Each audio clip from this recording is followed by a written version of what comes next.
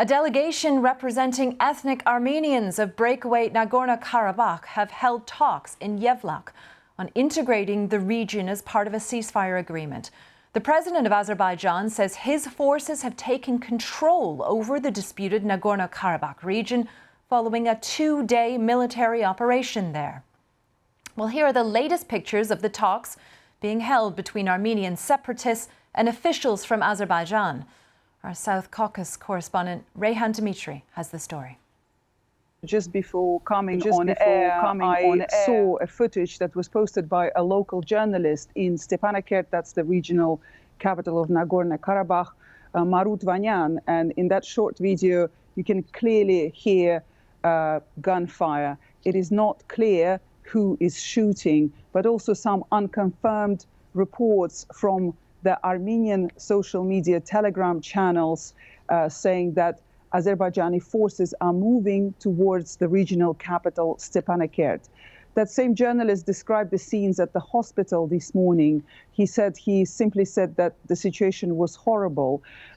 Ethnic Armenians reported about 400 people that were injured in the 24-hour fight or anti-terror operation which Azerbaijan launched 2 days ago to finally gain full control of its breakaway Nagorno-Karabakh region.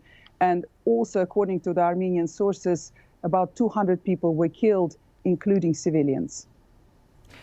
Reyhan, we're also hearing about large numbers of ethnic Armenians who are trying to leave the area. Are there fears of repercussions? Huge fears, huge fears. We're talking about the communities, ethnic Armenian communities that lived in a state of conflict and constant kind of war with Azerbaijan for nearly 3 decades. Yesterday, we saw images of thousands of people gathering outside the Russian peacekeeping headquarters in Stepanakert, looking for ways to escape.